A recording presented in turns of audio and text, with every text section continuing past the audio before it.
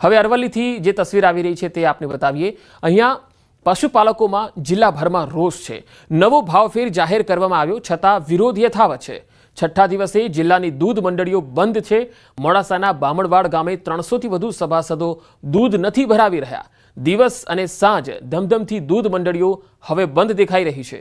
દિવસમાં 3500 લીટરથી વધુ દૂધની આવક ધરાવતા બામણવાડ ગામમાં વિરોધ યથાવત છે। 20% નફો આપવાની માંગ સાથે આ વિરોધ યથાવત છે।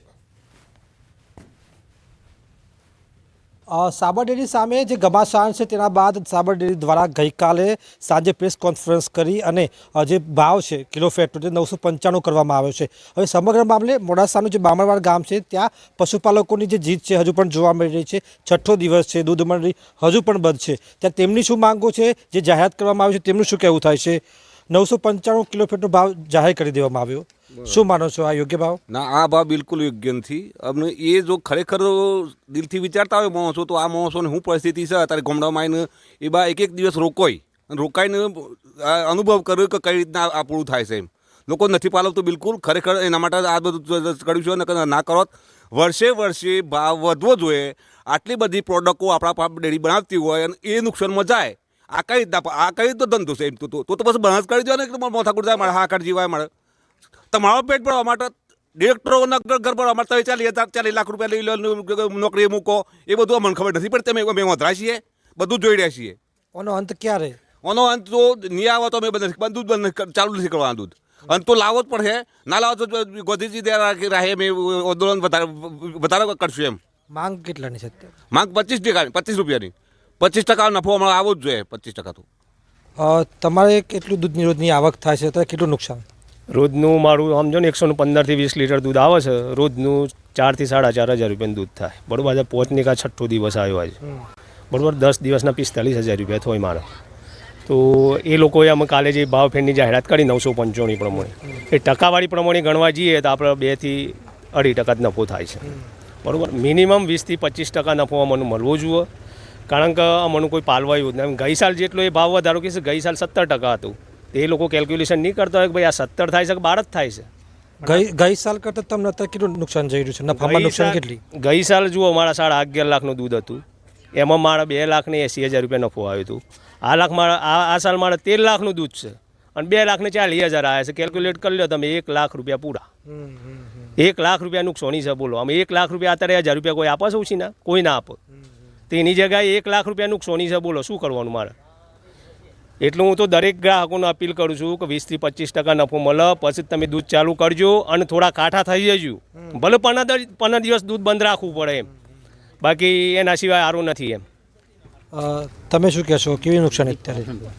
ચોક્કસથી અન્ય જે આપણે સરપંચ એમને પૂછીશું, કેટલાક સભાસદો ગામમાં કેટલું લીટરની આવક થઈ રહી છે અને એ દૂધનો અત્યારે શું કરી રહ્યા છો? બામણવાડ ગામમાં દૂધ મંડળીમાં 360 પ્લસ સભાસદો દૂધ ભરાવું છે, જે છેલ્લા 6 દિવસથી સદંતર બંધ છે। તો અમારા ગામમાં સમજદાર છે, બધા દૂધ વેરપતા નથી, રસ્તા પર દોડતા નથી, આજ દન લગીને કોઈ વિરોધ કર્યો નથી।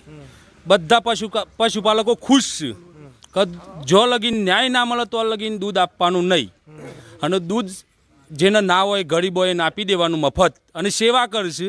હરાદો પેલો ડિરેક્ટરનો હરાદ કરીને ખોઈશે શાંતિથી, ફર્સ્ટ ક્લાસ 2 ટાઈમ દૂધ પાક બનાવીને ખોઈશે।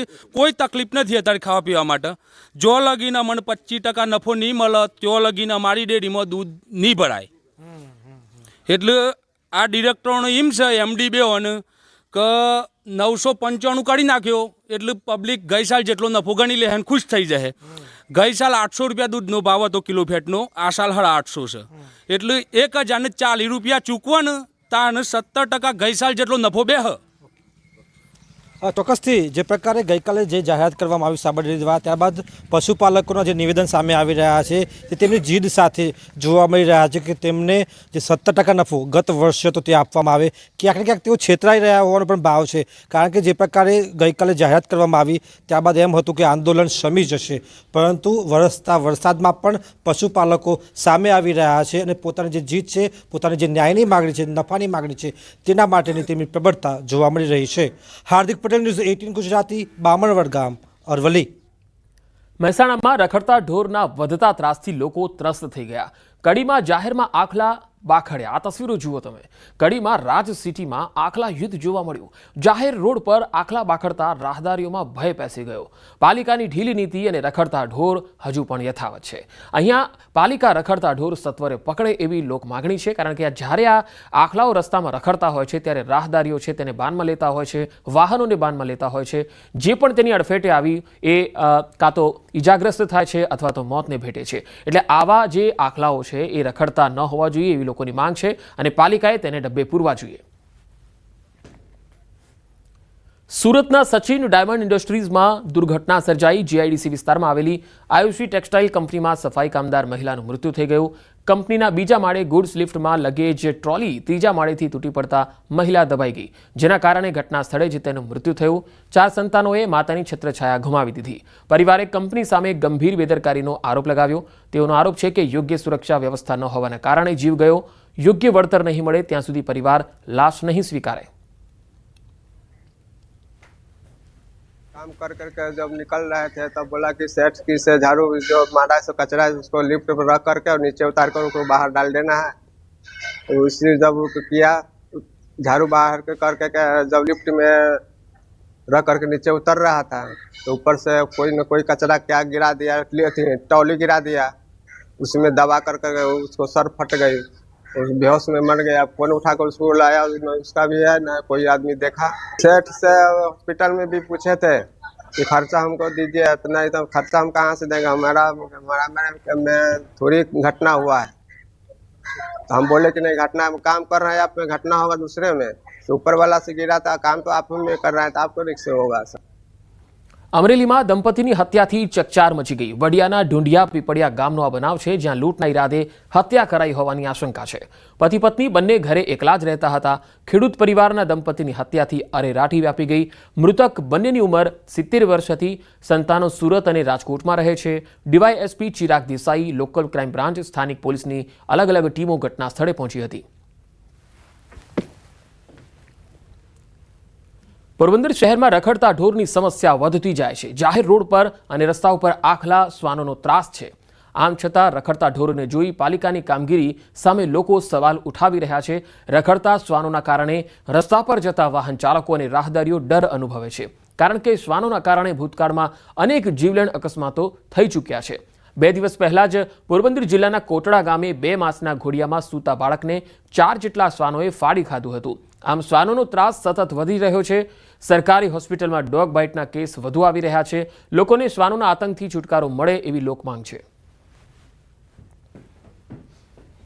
આપણે અહીંયા ડોગ બાઇટના કેસીસ છેલ્લા 1 વર્ષથી જે રેકોર્ડમાં છે એ ખૂબ જ વધારે છે। ઓન એન એવરેજ 500 થી 600 પર મંથ ડોગ બાઇટના કેસીસ આવે છે। નસીબ જો કે અત્યાર સુધી કોઈ મૃત્યુ નથી થયેલું, પણ એ ડોગ બાઇટના જે ઇન્જેક્શન આપણે આપવા પડે છે ખૂબ જ મોંઘા હોય છે। લોકો દ્વારા જ્યારે ફરિયાદો મળતી હોય છે ત્યારે કોર્પોરેશનની ટીમ દ્વારા આવા કૂતરા પકડવાની કામગીરી કરવામાં આવતી હોય છે।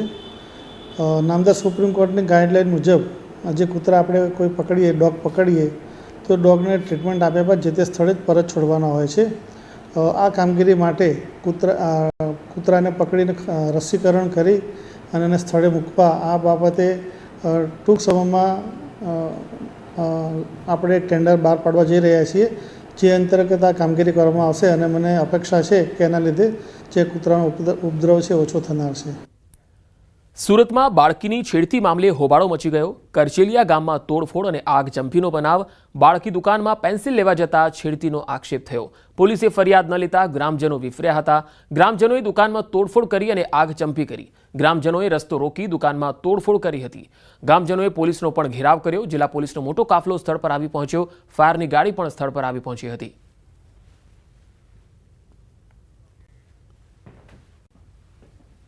મિલવાઇલ ગામ લોકો ભેગા થઈ ગયેલા અને ગામ લોકોએ સામેવાળાની જે દુકાન છે એ દુકાનની અંદર થોડો સામાન કાઢીને તોડફોડ કરેલી, સામાન સળગાવેલો। પોલીસ આવી ગઈ છે ઘટના સ્થળે, અમે પણ ઘટના સ્થળે આવી ગયેલા। અત્યારે ગામમાં માહોલ બિલકુલ શાંતિનો છે। ફરિયાદ લેવાઈ રહી છે અને આરોપી ઓલરેડી પોલીસે હસ્તગત કરી લીધેલો છે। અત્યારે પોલીસ પાસે જ છે આરોપી અને આગળની કાર્યવાહી ચાલુમાં છે।